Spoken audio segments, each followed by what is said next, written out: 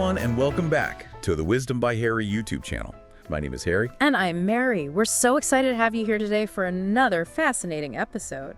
We are diving into some pretty significant international news today. The United States has just dropped a whole bunch of new tariffs on imports, and the world is kind of freaking out. We've got a bunch of international news reports to look at, and we're going to try to give you a clear picture of what everyone's worried about, and you know what could happen globally. So think of this as your crash course on a major global trade shakeup. Yeah, we are looking at the initial shockwaves here. What did the U.S. actually do, and how are different countries and whole regions even interpreting it and getting ready to respond to what might be a fundamental shift in how the world does business? Yeah, right, exactly. Okay, so let's just jump right into it. On Wednesday, April 2nd, 2025, the U.S. president announced sweeping new tariffs on imports. Now, for anyone listening who maybe isn't an econ whiz, a tariff is basically a tax on stuff coming into a country. It's designed to make those imports more expensive. Yeah. And this wasn't targeted at just one place. This was a broad 10% tariff on imports from pretty much every country. Yeah, but on top of that baseline, there were some really big jumps for specific countries. China, for example, is dealing with a huge 34% tariff, which is on top of the 20% they were already facing. I mean, that's a massive increase. Yeah, absolutely.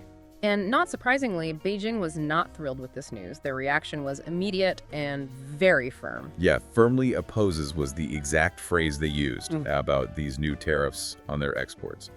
And it wasn't just talk. They promised to take countermeasures to protect their own interests and their rights.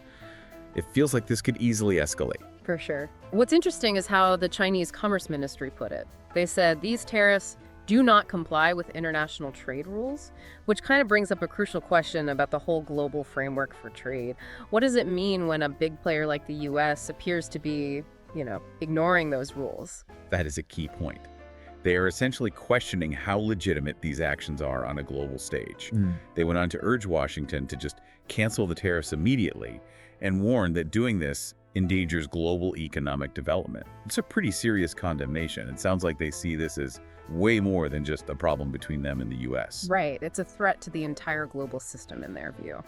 Okay, well, let's switch gears and look at Europe. The European Union's reaction was also pretty strong, and it was led by the EU chief, Ursula von der Leyen. Yeah.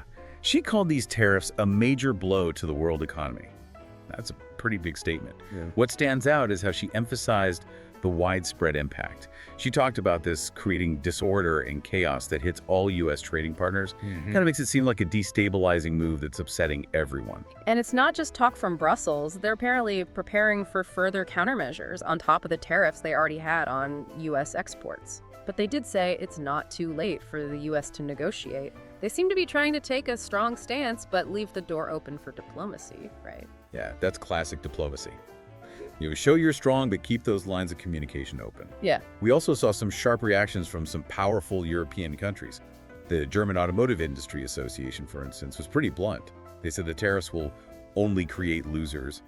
It's a pretty harsh assessment. It is. And they urged the EU to respond with the necessary force, but also to stay open to negotiation. It's that same two-pronged approach that we heard from von der Leyen. There seems to be an agreement in Germany to be firm, but also measured. The German chemical industry had a slightly different take, though, which is interesting. They're worried that things could escalate and make the damage even worse, especially because the U.S. is their biggest export market, but they told the EU to keep a cool head. That maybe suggests there's some debate within Germany about the best way to move forward. Maybe they're trying to balance the risks of fighting back with the need to protect their exports. That is an interesting point. Italy's Prime Minister Giorgia Meloni also had some strong criticisms, particularly about the tariffs on stuff coming from the EU.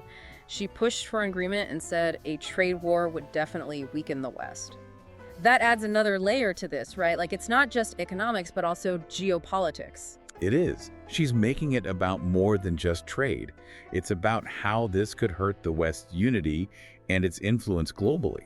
And over in France, President Emmanuel Macron's office said he would be meeting with representatives from French industries that are affected by these tariffs. That shows that they're definitely aware at the highest level of the potential harm this could do to their industries. So Europe seems pretty united in its concern, but maybe a little divided on how to react. Okay, well, let's look at Asia now, where the reactions were just as big and just as varied. Let's start with Japan. Right. Japan's trade minister Yoji Muto is pretty straight up about it. He said the 24% tariffs were extremely regrettable. He also directly asked Washington not to put those tariffs on Japan, which suggests they might be hoping for some kind of exemption or, some acknowledgement of their current trade relationship. And Chief Cabinet Secretary Yoshimasa Hayashi brought up a pretty important legal point. He expressed concern that these tariffs might actually go against World Trade Organization rules and maybe even their trade treaty with the U.S. That legal argument could become a big deal. It really could. Imagine if a bunch of countries decide to challenge this through the WTO. That could make this whole situation even more complicated. Okay, let's shift over to India. Ajay Sahai from the Federation of Indian Export Organizations pointed out that these tariffs would probably hurt demand for Indian exports. He also said they were higher than expected, which means they're probably expecting a negative impact pretty quickly. But Sahai also had a kind of surprising take. He said that because competitor countries like China and Vietnam got hit with even higher tariffs, it might actually create an opportunity for India to get more market share. It's a good reminder that in global trade, what hurts one country can sometimes help another, although it's never that simple. It really shows how complicated international trade is and how these policies can have all these unexpected and different effects. South Korea's reaction was particularly strong. Acting President Han Duck-soo basically said a global tariff war has become a reality after they got hit with those 25% tariffs. That's a pretty big and worrying statement. It is, and their response was fast and decisive. They put together an emergency task force and promised to use all government resources to deal with this trade crisis, and their focus seems to be on really pushing negotiations with Washington. Negotiation seems to be a recurring theme in a lot of these reactions, even when there's some strong talk going on. Definitely. Even Taiwan, which is facing a hefty 32% tariff, called it highly unreasonable and said they deeply regretted it. Their plan is similar to others in the region. Initiate serious negotiations with the United States. It seems like everyone prefers to find a diplomatic solution, even when they're hit with these big trade barriers. And lastly, from Asia, there's Bangladesh. Leaders in their textile industry, which is really important for them, said the U.S. tariffs were a massive blow. For a country that depends so much on textile exports, this could have a pretty big economic impact. Yeah, Rakibul Alam Chowdhury from the RDM group said he's worried that they'll lose buyers to other markets where the costs are lower. That just shows how these tariffs can directly affect businesses and the people who rely on them. So in Asia, it's a mix of strong pushback, a desire to negotiate, and maybe even a chance for some to benefit, although it's complicated. Okay, well, let's zoom out and look at reactions from some other parts of the world, starting with our neighbors in North America, Canada. Canadian Prime Minister Mark Carney had a pretty serious warning. He said these tariffs will fundamentally change the global trading system. That's a pretty big statement about the potential long-term effects, especially coming from such a close trading partner. And Canada's not just talking. They announced plans to fight these tariffs with countermeasures to protect their workers, which suggests a pretty big trade fight might be brewing right next to the U.S. Okay, let's hop over to the UK now. Business Minister Jonathan Reynolds was a bit more calm about it. He said the UK would remain calm and committed to getting a trade deal with the U.S., hoping that would soften the impact of that 10% tariff. It seems like their first move is diplomacy. But Reynolds also made it clear they had other options. He said they have a range of tools at our disposal and we will not hesitate to act. So while they want a trade deal, they're definitely prepared to fight back if they need to. Down in South America, Brazil's Congress actually took a pretty interesting step. They approved something called an economic reciprocity law, which will let them respond to the 10% tariffs on their exports. It seems like they might have been expecting something like this and got ready to defend their trade interests. That's pretty smart, being prepared like that. In Australia, Prime Minister Anthony Albanese was very direct. He said these tariffs are not the act of a friend and will definitely hurt their relationship. He called them totally unwarranted, which shows how disappointed they are. Yeah, and even Switzerland, which is known for staying neutral and being big on free trade, got hit with a 31% tariff. President Corinne Keller-Sutter said the government would act fast to decide what to do, focusing on their long-term economic interests, international law, and of course free trade. Sounds like they'll be looking at all their options, both diplomatic and legal. And finally, we have a reaction that's a bit different coming from Poland. Prime Minister Donald Tusk was kind of supportive in a way. He said friendship means partnership. Partnership means really and truly reciprocal tariffs. That's a very different response compared to all the pushback we've heard.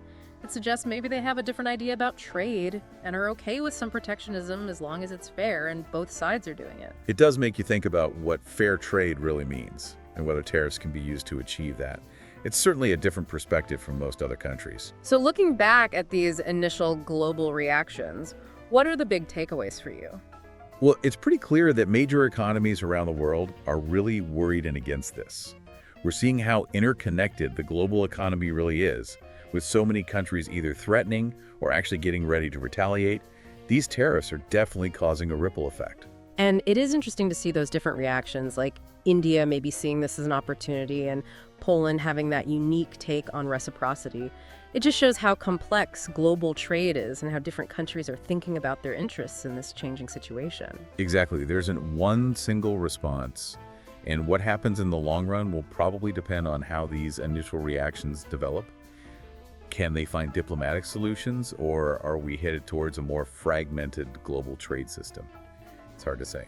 Well, that wraps up our deep dive into how the world is reacting to these new U.S. tariffs. So here's something to think about. Given all this pushback and the possibility of countermeasures, what do you think will happen to international trade relationships in the long run? What about the stability of the global economy? And besides these immediate reactions, what other, maybe less obvious things might come into play as this situation unfolds? It's a developing story with potentially huge consequences. Thanks for diving deep with us. Thanks for having me.